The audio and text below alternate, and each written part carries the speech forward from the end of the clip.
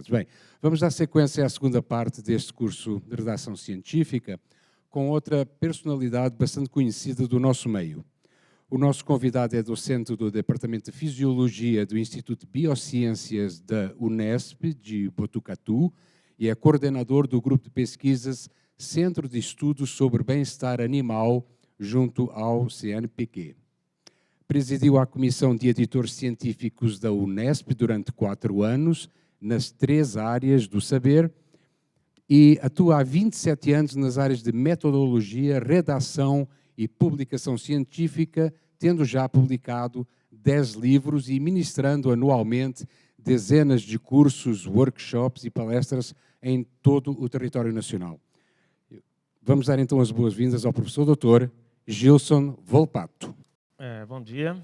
Eu quero, obviamente, iniciar agradecendo ao professor Zuccolotto pelo convite, ao mesmo tempo que eu parabenizo pela organização do evento e a todos os que estão ligados nessa organização e, de certa forma, ao convite, que é importante, né? Não só nesse momento, mas há vários anos já, qualquer iniciativa que procure discutir com competência a questão da redação científica ou da ciência brasileira. Eu acho que a gente está vivendo um momento, né, já de alguns 20 anos mais ou menos, mas que hoje nós estamos numa fase mais avançada da questão da ciência no Brasil e que é necessário que haja algumas reflexões, alguns pontos, porque ciência a gente sabe que é bom. Ciência traz conhecimento. E conhecimento é ferramenta, né? Através do conhecimento você resolve problemas. Sem conhecimento não tem jeito. Sem conhecimento não tem tecnologia, não é verdade? E conhecimento tem de várias ordens. O científico é um deles. E o científico faz a diferença. A Revolução Industrial, ela decorreu do surgimento do método científico. Vocês podem apostar nisso, né? Todo o avanço tecnológico que nós tivemos veio exatamente de um conhecimento um pouco mais apurado que se construiu. Não é verdade, né? Não são conhecimentos verdadeiros, necessariamente, mas deve ter um pouco de verdade por ali, porque as coisas funcionam. E qualquer país precisa de ciência. E ciência precisa de educação, não é verdade? Não se constrói um país de ciência sem ter um país de educação. No último livro que eu publiquei, eu e meu coautor, nós colocamos o seguinte, que o Brasil está construindo o prédio do 3º andar para cima, sem ter feito o 1º e o 2º. Acho que não vai dar certo. Ele começa a querer investir em universidade, né? Ou trazer empresas para cá, ou indústria para cá, quando não tem mão de obra, né? Muitas indústrias, muitas empresas estão tendo o quê? Que ensinar matemática, português para os seus funcionários. Então, nós temos alguns equívocos no país e isso tem atrapalhado bastante. Se você só atrapalhar, tudo bem. O problema é que tem gente sofrendo pelas consequências, sem saber, né? Então, acho que a questão ela realmente é complexa e eu vou tentar falar um pouco da redação científica dentro desse contexto, né? Eu sei que o professor Zuccolotto já comentou, que ele me passou rapidamente, algumas ideias que ele falou sobre a questão da publicação, que são fundamentais, e eu vou falar um pouco do pano de fundo que está por trás, quer dizer, como chegar até você ter o seu artigo. E vou mostrar erros nos artigos, né, que tem todo esse pano de fundo, ou seja, o 3º andar está aqui, mas está faltando o 1º e o 2º. De repente, as pessoas viraram cientistas. O Brasil tem um equívoco de análise. Por ter uma análise equivocada, ele erra nas estratégias. Os gestores, outro dia eu escrevi na internet, eu acho que eu não tenho que conversar com os gestores de ciência do Brasil. Porque o que eles fizeram eu já sei, está aqui. A alternativa é outra. Eles já tiveram tempo suficiente. Tem gente que está aí há muitos anos. Que nem quando se fala das revistas. Mas a revista existe há 80 anos, não pode fechar. Bom, se tinha 80 anos não conseguiu, é bom que feche. Porque não conseguiu perceber as mudanças que estão acontecendo no ambiente e acompanhá-las. E quem não consegue perceber mudança morre. Acontece isso na evolução biológica, acontece isso na sociedade humana como um todo. Então vamos lá. Completando esta apresentação, tem um texto que eu escrevi recentemente e que eu convido vocês a ler em algum momento, né? Quando não tiver o que fazer, nada mais importante. Esse terceiro texto aqui, sobre uma breve história da incompetência, onde é uma reflexão, e é uma coisa que eu acredito muito, e que eu mostro um outro lado da crítica que as pessoas fazem às avaliações e da crítica que as pessoas fazem à CAPES. Eu analiso o comportamento das pessoas frente às posições da CAPES. E eu mostro mais ou menos, para mim é um filme que passa, né? Porque eu vivi essa história toda. Meu primeiro curso de redação científica na pós-graduação ocorreu em 1988. Então, eu fui acompanhando, fui coordenador, cuidei de pós-graduação por mais de 10 anos, nesse ambiente todo, né? E a gente via o comportamento de orientadores e pós-graduandos. E isso me preocupa, muito mais do que as posições da CAPES. Então, esse texto completa a minha fala de hoje, ok? E é esse aqui, ó. Veja, o brasileiro só está muito preocupado com a escrita científica, com a ciência, por causa do problema da globalização que aconteceu de forma muito mais incisiva na década de 90. E que foi incisiva porque surgiu junto com um fenômeno chamado internet, que permitiu que a globalização de fato fosse global. E aí o brasileiro que estava isolado foi colocado no meio do mundo. Isso tem diferença entre áreas, sim. A área de exatas é a que menos deve ser sofrido com isso, dependendo. A engenharia sofreu bastante, né? Na área biológica, uma boa parte sofreu muito com isso, e a humana sofre até hoje, né? Então, veja, quando surge o conceito ou a necessidade de internacionalização, começam a surgir os problemas. Por quê? Nós percebemos que nós não somos tão bonitos que nem nós pensávamos, que nós não fazemos as coisas tão bem quanto nós pensávamos, né? E é lógico, prepotência, arrogância, né, ter a verdade na boca, tudo isso atrapalha a vida de qualquer pessoa. E a gente vê isso acontecendo. Só que o problema não é a internacionalização. A internacionalização da ciência, eu até diria o seguinte: quando a gente fala em ciência internacional, isso se chama pleonasmo. Pleonasmo é descer para baixo, subir para cima. Ciência é internacional. A anomalia aí é a ciência nacional e a ciência regional. Essa é a anomalia. Então, na verdade, a questão não é internacionalizar a ciência. Eu acho que a questão nossa, hoje, é essa aqui, ó. É desnacionalizar e desregionalizar. Porque se você pegar um trabalho equivocado, que quer saber se o seu João, na casa da Dona Maria, no bairro Santo Antônio, come isso ou come aquilo, olha, nem o Valtencildo Zucoloto vai conseguir fazer esse texto entrar numa revista boa. Não tem jeito. Agora, para publicar no boletim do prefeito, talvez tenha. Veja, ciência internacional, né, eu estou usando o termo que eu acabei de criticar, ciência internacional é ciência. E ciência, quem é cientista sabe. Quem erra na escrita é porque erra na ciência. Um bom cientista não comete certos erros de escrita. Lógico que tem questões estilísticas lá na frente, né? O professor Zucoloto deve ter comentado algumas coisas também. Aí entra num outro detalhe, né? O cara vai para os Estados Unidos, mora lá 10 anos, 5 anos, volta e fala: agora eu sei escrever em inglês. Sabe nada. Quantos anos a gente mora no Brasil? Como é que a gente escreve em português? Então, é besteira, tem que estudar, né? E o professor Zucoloto deve ter mostrado isso muito bem. Estilo. Por quê? Onde eu vou colocar a informação importante dentro da frase? É no meio, é no começo, é no fim? Como que eu posso mudar isso em alguns momentos? Enfim, não é fácil, né?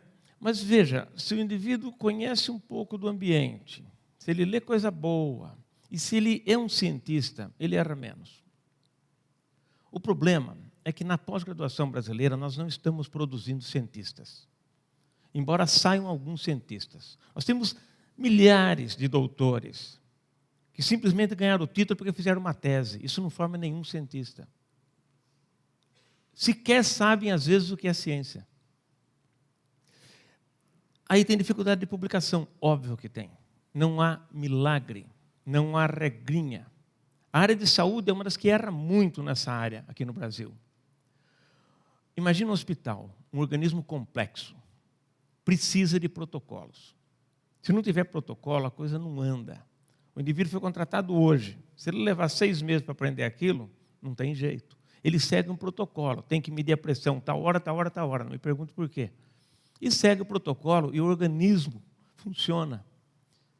Isso está tão arraigado na classe médica que eles também quiseram fazer isso com a redação científica. Mas não dá.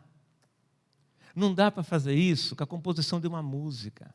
Não dá para fazer isso com a pintura de um quadro, com a redação de um livro fora da ciência. Por quê? Porque é uma atividade artística. A redação científica é uma atividade artística. Não é simplesmente escrever, é achar o melhor jeito de fazer aquilo. E é menos técnica e mais criatividade. Vocês vão perceber que o que está assustando as pessoas hoje é que elas estão ficando livres para fazer. Como elas ficam livres, elas não sabem fazer. Quer ver um exemplo? Por quê? Porque elas não têm um chão embaixo dela. Sabe como que a gente fazia? Sabe as recomendações da FAPESP para nós escrevermos um projeto de pesquisa para pedir dinheiro para a FAPESP? Isso até a década de 90, não lembro exatamente períodos, mas enfim. A recomendação era simples, eles colocavam lá, faça um projeto que possa ser analisado pela assessoria científica. E as pessoas faziam. Depois, com essa pressão por publicação, até quem nunca sonhou em pedir verba para a FAPESP começou a pedir. E aí começaram a chegar aquelas coisas, né? Aí a FAPESP deve ter assustado e falou, vamos pôr umas regrinhas aqui. Mas regrinha não resolve. Isso só mostra que o nosso cientista não é um cientista por completo. Eu vou falar nesses termos, né? Veja, pesquisa regional, passar para o inglês e mandar para a internet é crime. Não é crime, né? Vocês entenderam o contexto. Hoje a ciência brasileira está se mostrando para o mundo onde só está reforçando preconceitos. Você faz coisas erradas, escreve em inglês e põe na internet. E o mundo vê, escrito Brasil, não tem controle de qualidade. O controle de qualidade está aquém do necessário. Esse é o grande problema. Só que as pessoas põem. Se a CAPES tivesse, ao invés de fomentar o aumento no número de revistas, do jeito que ela fez há 15 anos atrás, sei lá exatamente o período, né? Ela falou, faça revista, cada programa tem que ter uma revista. E foi um papo mais ou menos assim. Os programas começaram a fazer. Fizemos milhares de revistas, não sei quantas, talvez 4.000, 5.000. Revistas para publicar o impublicável. Foi isso que aconteceu. Se ao invés disso nós tivéssemos pensado diferente, invisto em fazer ciência para publicar nas boas revistas que já existem. Nesses 15, 20 anos, o Brasil tenha crescido muito mais. Foi um erro estratégico. Um erro de achar que nós temos que achar um lugarzinho para publicar aquilo que não entra em lugar nenhum. Mas a gente assume que aquilo lá está certo, porque nós somos prepotentes.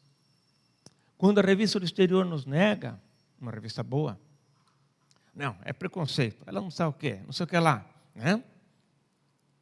Vou publicar aqui mesmo no Brasil, está vendo? Aqui no Brasil eu sou entendido. Uhum. Então são coisas desse tipo que a gente vê. Eu passei, sei lá, 28 anos, 27, 28 anos que eu estou dando aula de redação científica. Deu para ver muita coisa por aí, né? Tem uma fórmula que não falha. E nessa eu acredito. Ciência de bom nível. Se você sabe o que é ciência, se você é um cientista, você tem chance de construir pesquisas fortes. Se você fizer pesquisa forte, você tem chance de conseguir publicação forte. Fora isso, não tem como. Não dá para pegar um negócio torto e publicar na Science, na Nature, na PNAS, na Lancet, sei lá onde, né? Esse é o caminho. E o Brasil está querendo resolver o problema lá de cima. Porque ele acha que a pesquisa dele é boa. Porque ele acha que não sei o quê. Óbvio que tem gente boa, mas o percentual é baixo. Se eu for benevolente, eu diria 10% sabe o que está fazendo, 90% não sabe. E vocês sabem muito bem, eu sou professor universitário. O professor universitário, ele não é muito vaidoso, né? É uma pessoa, puxa vida, né? Mas às vezes dá uns probleminhas ali. Então, são coisas que acontecem. Essa fórmula não falha. Por isso que eu digo, se você quer ensinar redação científica, você tem que ensinar a construir ciência. E se constrói ciência, você não erra certas coisas. E isso é bom, porque a pessoa cresce como cientista. Isso é bom para o país, isso é bom para o mundo. O que nós estamos fazendo, na verdade, é o contrário. Nós estamos tratando a nossa doença por meio de analgésico e antitérmico. Nós não estamos indo na causa. Quando eu vejo reuniões de gestores brasileiros falando que para publicar, para ser citado no exterior, tem que publicar com gente importante do exterior. Isso é vergonhoso. Eu teria vergonha de falar isso. E ver os gestores importantes do Brasil falar isso. Como assim? Se falasse diferente, você pode estar com eles para aprender, mas não para pegar rabeira para aumentar a citação. É o tal do jeitinho brasileiro, que aliás é uma pesquisa da FGV, recentemente, e que mostra que o maior percentual do jeitinho brasileiro é praticado por quem? Pelos mais escolarizados e pelos de nível econômico mais alto. Esse é o problema. Se a gente pensa em termos de nação, se a gente vê a história de outras nações, a gente pensa assim. Outro dia eu deixei meu e-mail para o pessoal, falei, se alguém achar que vai funcionar esse negócio aqui, me manda um e-mail. Era @purgatório.deus, porque eu não vou estar aqui quando souber, com certeza eu não vou. Né? Um texto, ele é produto de um pensamento. O artigo científico conta uma história construída por um cientista. E o cientista sabe o que põe na história. Quem não sabe, tem que repensar. Não é checklist. Isso aqui chegou da sociedade europeia de não sei o que lá, checklist. Espera um pouquinho, não é assim. Não funciona. Para fazer o medíocre, talvez a gente consiga, o mediano e a excelência. O texto ele é sustentado por bases conceituais e filosóficas sobre ciência. Os erros lá de cima são erros aqui de baixo, não tem saída. Só que não é só isso. Tem os requisitos de comunicação. Porque a comunicação científica mudou muito nos últimos anos. Muito, nos últimos 15, 20 anos. Dá para você ver como um filme passar. Tá? E quem não percebeu isso, o indivíduo fala, não, mas eu sempre fiz assim na minha vida e deu certo. Hoje não dá mais. Algumas coisas mudaram. Se você não entender isso, não tem jeito. A aula não mudou? O nosso aluno não mudou? O conteúdo talvez não mude. Muda menos. Mas o que a gente faz em sala de aula muda. E se você quiser dar aula como você dava há 30 anos atrás, não vai funcionar. E o erro é seu, porque você não percebeu a mudança. Né? Isso também acontece. Se você tem um texto bem estruturado, o resto é uma questão de tradução. Se a introdução estiver errada, ela está errada em qualquer idioma. É óbvio isso. E muita gente manda os trabalhos para traduzir aí como se tivesse resolvido o problema. Não é bem assim. E cabe ao cientista estabelecer esse texto forte. Assim como cabe ao cientista analisar seus dados. Me preocupa muito, e eu falo para as pessoas, terceirize tudo, menos o cérebro. E nós estamos terceirizando o cérebro. O indivíduo pega os dados e manda para o estatístico examinar. O estatístico usa aquele padrãozão, examina, tem efeito, não tem efeito, acabou. Não é assim. O cientista tem que olhar aqueles dados de tudo que é lado. Ele tem que sentir aquilo para elaborar e mostrar a descoberta dele. Então, nós estamos brincando de montar uma máquina, de produzir coisas, mas as pessoas estão esquecendo o que é ciência. Esse eu diria, é o problema que nós temos com a pós-graduação. Óbvio que sai gente boa de lá. Você é um felizardo que pegou um orientador bom. Mas não é assim o padrão, vocês sabem disso. Quantos sonhos não estão sendo jogados fora? Alguns entraram para a pós-graduação, simplesmente nem sei porque sabia o que iria acontecer lá. Mas outros tinham o sonho de ser cientista. E alguns desistem no final. Olha isso aqui. Publicado. Imagino que é negado. Veja o seguinte, você não é da área, não precisa ser da área, não é essa a questão. Mas analisa a estrutura do que está sendo feito aqui. Ó. Por causa de uma baixa frequência desses resultados clínicos, não foi possível determinar se esse negócio aqui é importante para esses resultados clínicos. Essa é a conclusão do trabalho. Uma conclusão, publicada em 2013 em revista que, em termos de fator de impacto do Brasil, está lá em cima. Agora, me diga, isso aqui é erro de redação? Isso é erro de ciência. É o autor? Não. São os revisores e os editores. Esses que me preocupam, porque eles que aprovaram.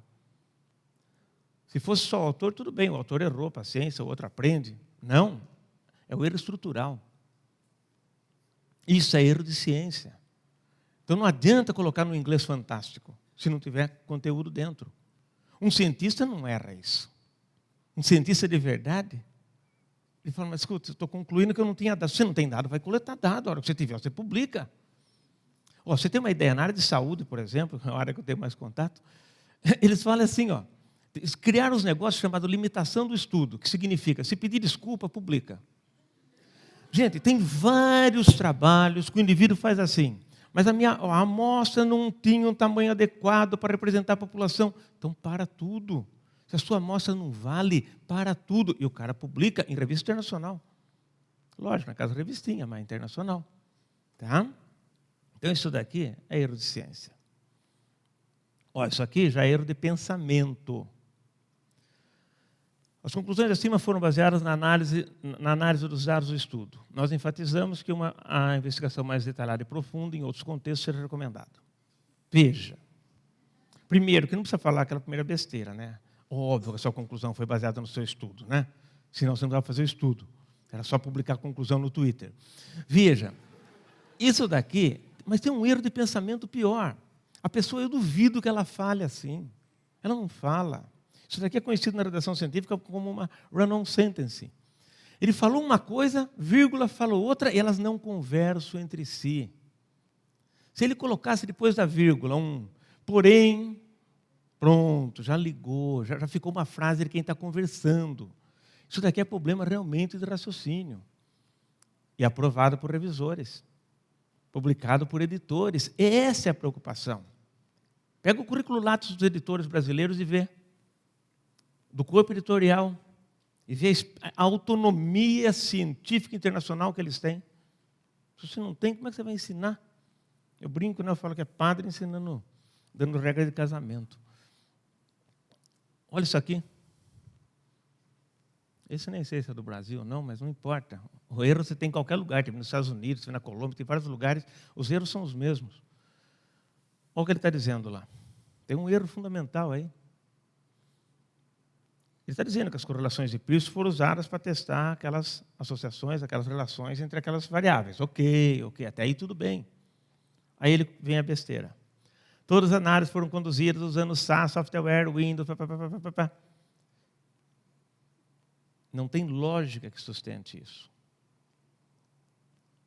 Colocar o nome do programa é um erro estratégico, é um erro conceitual.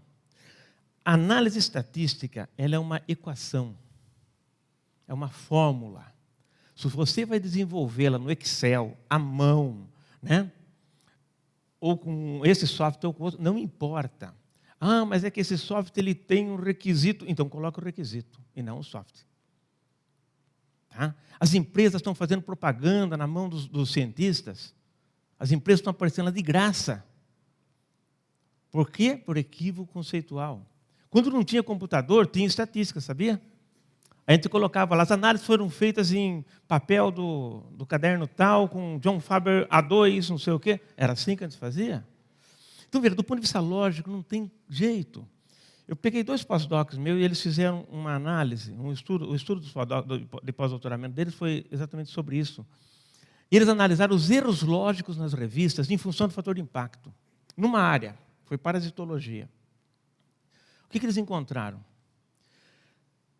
que de revista fator meio até 4 e pouco, o padrão de erro era igual. Quando você ia lá para cima, tipo 9, 13, que não passava disso naquela área, caía significativamente a permanência dos erros lógicos. Tá? E desse bolo, que era tudo quase que a mesma coisa, tinha uma revista que sistematicamente, para cada um dos 20, 30 erros que a gente analisou, ela sempre estava com menos. E era uma revista da área de biologia molecular. Porque quem está na área de biologia molecular é uma área mais competitiva. E ele não pode, se ele ficar publicando revistinha lá embaixo, ele nem emprego ele consegue. Então veja como a área ela muda o seu ambiente. E esse ambiente é que faz você ter uma ciência melhor. Né? Então são coisas assim que você começa a perceber, tá? Que nós temos erros lógicos em várias revistas, mas uma coisa é certa, quanto maior o nível da revista, menor o número desses erros. Uma revista de fator de impacto 2 é melhor do que uma de 1. Não é bem assim. Mas se você pegar grandes escalas, você percebe. Mas eu vi um erro na Nature. Olha, e daí? E quantos você viu nas outras? Eu não gasto mais do que 2 minutos para entrar no Cielo e achar erros absurdos. Mas se eu quiser achar exemplo de coisa certa, eu chego a ficar mais de 1 hora procurando. Quando a revista, não é uma revista top, hein? Já é uma revista, fator de impacto 3, 3,5, 4, por aí, que é a Plus One, você já não vê esse erro. Lógico que isso depende de vício de área, disso, daquilo, uma série de coisas, mas ciência é ciência. Não é? E estatística que está presente em várias áreas. Não é? Aqui não, ele falou os testes, ó, Q quadrado, a nova, não sei o que lá, vai falando os testes. Onde ele fez? Não me interessa. Quando a gente pensa em publicação, existem vários equívocos. E o que eu quero mostrar para vocês, com alguns exemplos, é exatamente isso. Se nós não produzirmos bons cientistas, não vai ter jeito de resolver a redação científica. É diferente você pegar uma pessoa que fez um trabalho bom e agora não sabe escrever. Essa até dá gosto ajudar, né? Porque essa é que precisa mesmo. Mas, de repente, você pega uns negócios que você fala, filho, não tem jeito. Que nem maquiagem resolve até um certo ponto. Não é? Passou disso, tem que nascer de novo, né? É o meu caso, tá? Então, veja o seguinte. Nós temos equívocos na avaliação científica. E isso atrapalha o Brasil. Isso atrapalha. Quem são os caras que são premiados no CNPq, ou não sei aonde, ou não sei aonde? Em várias áreas, a competência não é reconhecida. Eu não falo por mim, eu estou com a minha carreira encerrada e não preciso publicar mais um artigo na minha vida, só faço isso por gosto. Não falo por mim. Né? E as pessoas mais jovens estão sofrendo esse efeito. Porque em tudo que é curso, eu dou dezenas de cursos. 2, 3 por semana, do final de janeiro até a véspera do Natal, todos os anos. Tá? Para 1.500, para 800 pessoas, 300, para 100, não importa. É um volume. E todos eles reclamam a mesma coisa. Mas o sistema está... E o sistema somos nós. O sistema está controlando. Veja aqui, ó. Eu falo para eles a questão da qualidade científica. Eu digo isso. Nós temos que sair da avaliação da força bruta para a avaliação da eficiência científica. Que na teoria a gente sai, mas na prática não. O que significa isso? Eficiência eu fui pegar de vocês lá. Fui pegar da física. É isso aqui. É o trabalho produzido dividido pela energia introduzida no sistema. Isso é eficiência. E a hora que você joga isso daí para publicação? Está aqui, ó. É o uso que os cientistas fazem do conhecimento, e aqui é importante, dividido pelo número de publicações. Isso é eficiência. E o brasileiro conta número de artigos publicados. E várias bancas ainda contam isso. Está mudando, mas até mudar, já morreu muita gente. Eu digo assim, o brasileiro ele tem que ser audacioso e fazer mudanças rápidas. Se nós fôssemos donos de uma empresa, ela entraria em falência. Nós não somos empreendedores. Os nossos gestores não são empreendedores. Vamos mudar devagarzinho, senão o pessoal vai chiar, não sei o quê. Meu,